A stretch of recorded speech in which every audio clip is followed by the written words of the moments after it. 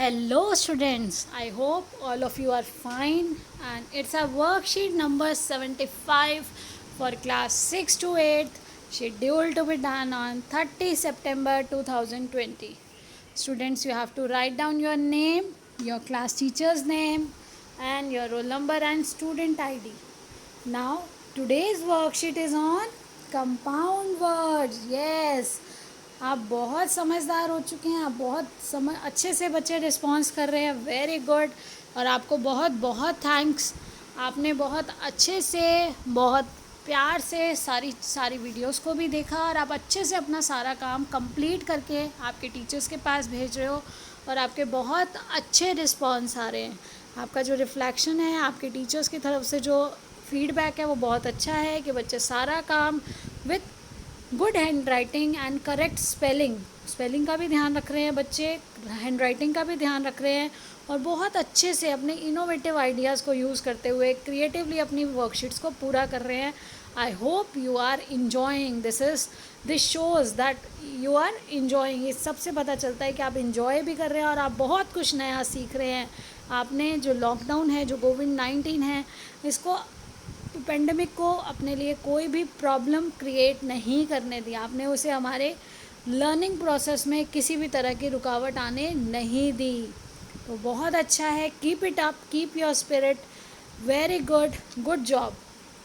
Now start your worksheet with compound words. Compound, बेटा compound words क्या होते हैं? जब दो वर्ड्स अलग अलग हैं, उनका अलग अलग मीनिंग है और जब उनको कंबाइन करते हैं तो एक कम्प्लीटली एक नया मीनिंग बनता है। देखिए, a compound word is formed when two words are joined together to create a new word that has a completely new meaning. दो वर्ड्स थे, जो अलग अलग वर्ड्स थे, उन दोनों को जॉइन किया, उनके जॉइन करने से एक नया, जैसे आप साइंस में करते हैं ना, साइंस में बेटा दो एलिमेंट्स होते हैं, यहाँ पे दो वर्ड्स हैं, जब उनको जॉइन करते हैं और एक अलग ही एलिमेंट, एक अलग ही चीज़ बन जाती है तो उसको कंपाउंड कहा जाता है। ऐसे ही ये वर्ड है, वर्ड ए और वर्ड बी, और इन दोनों से ही एक नई चीज़ बन गई है सी, जिसे बोलते हैं कंपाउंड वर्ड। उनका मीनिंग अलग है, ए का मीनिंग अलग था, बी का मीनिंग अलग था और दोनों के मिलने से जो सी बना उसका मीनिंग अलग है। तो देखिए इंग्लिश में कैसे है ये। Following are the example of close compound words. तो ये हमारे एग्जाम्पल्स हैं जो क्लोज कंपाउंड वर्ड्स के हैं। जैसे देखिए रेन, रेन का मतलब क्या होता है? बारिश, और बो, ये आपका तीर कमान जो होता है उसको बोलते हैं बो। तो रेन, अब यहाँ देखिए दोनों को जोड़ने से बना रेनबो, जिसका अर्थ क्या है? इंद्रधनुष। तो एकदम अलग हो गया ना बेटा। तो ऐसे ही देखिए अगला है आपका जो हमारा शब्द है वो है स्केयर क्रो। तो स्केयर क्रो एक साथ, जब पहले देखिए ये डर रहा है, डरना, और क्रो क्या है? कोआ, कौवे, और उन दोनों से मिलकर क्या बना ये स्केयर क्रो, जो हमें क्या करता है? जो हमें डरा। आप देखेंगे जो गांव में हमारे किसान हैं वो इनको लगा कर रखते हैं। किस लिए लगा कर रखते हैं? ताकि आसपास जो पक्षी हैं, आसपास जो जानवर है वो उससे डरें कि यहाँ पर कोई व्यक्ति खड़ा है और वो उनके फील्ड में जो अनाज है उसको नुकसान ना पहुँचाए। उन्हें दूर दूर से यही दिखाई दे कि यहाँ कोई व्यक्ति खड़ा है।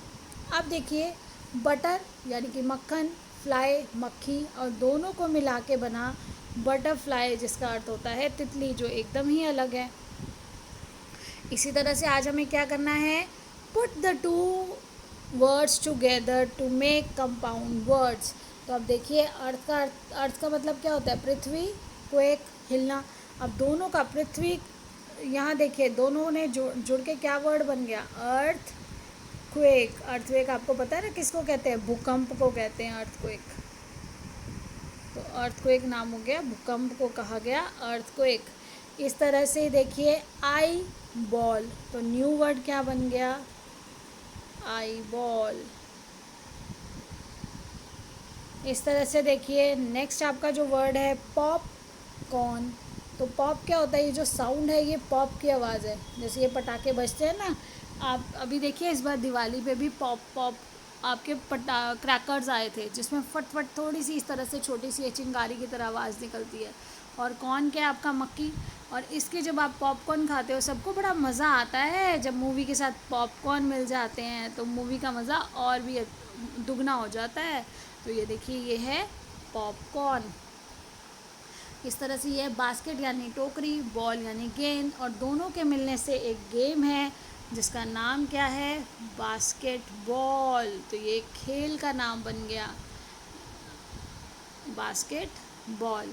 इसी तरह से बेटा देखिए यहाँ नीचे सन शाइन दोनों को मिलाएंगे, ये सनशाइन इकट्ठा आप लिख देंगे। सनशाइन क्या होता है, सन और शाइन मतलब चमकना, और सूरज की चमक जो है उसको बोलते हैं सनशाइन। ये दोनों ज्वाइन हो गए। ऐसे कैंप फायर, कैंप फायर। इसी तरह से हनी कॉम, हनी कॉम क्या है, मधुमक्खी के छत्ते को बोला जाता है बेटा हनी कॉम। हनी यानी कि शहद, कॉम मतलब कंघी, लेकिन दोनों का जोड़ मिला दिया तो हनी कॉम। आपने पढ़ा था ना हनी कॉम का कौन सी वाली, आप जल्दी से बताइए, ये आपके लिए क्विज़ है। आप कमेंट में बताएंगे मुझे कि हनी कॉम का जो शेप है वो कौन सी होती है। आपको पहले वर्कशीट में पढ़ाया जा चुका है।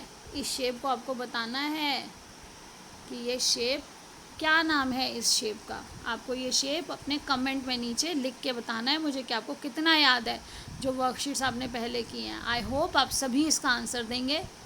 उसके बाद देखिए सन सूरज, फ्लावर मतलब फूल, और सूरजमुखी के फूल को कहा जाता है सनफ्लावर। इस तरह से हमारा नेक्स्ट है, जो नेक्स्ट हमारा है वो क्या है, वाटर मेलन। तो वाटर अलग पानी, वाटर, और मेलन यानी खरबूजा है, तो यहाँ पर आप वाटर मेलन जोड़ देंगे तो क्या हो गया, तरबूज, वाटर मेलन। अब देखिए पेपर मिंट।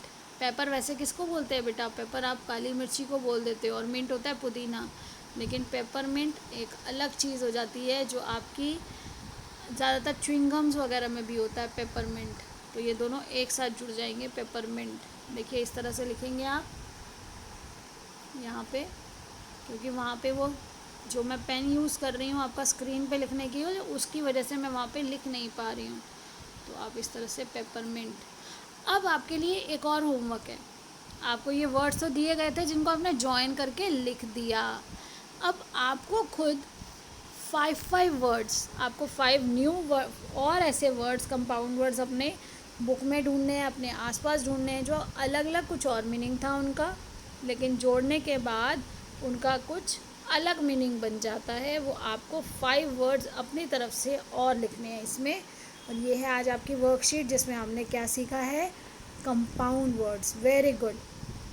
और कंपाउंड वर्ड्स फिर से एक बार हम रिवाइज़ कर रहे हैं कि कंपाउंड वर्ड्स अलग अलग वर्ड्स जिनका अलग अलग मीनिंग है, लेकिन जब उनको जॉइन कर दिया जाता है तो एक नया वर्ड बनता है जिसका डिफरेंट मीनिंग होता है। आई होप आपको ये अच्छे से समझ आ गया है। आपने अभी देखा है रेन एंड बो मिला के बन गया है हमारा रेनबो। इसी तरह से स्केयर क्रो इकट्ठा बना square crow. Butter and fly बन गया बटरफ्लाई। आप इसी तरह से सोचिए, अंडर एंड स्टैंड जोड़ देते हैं तो अंडरस्टैंड।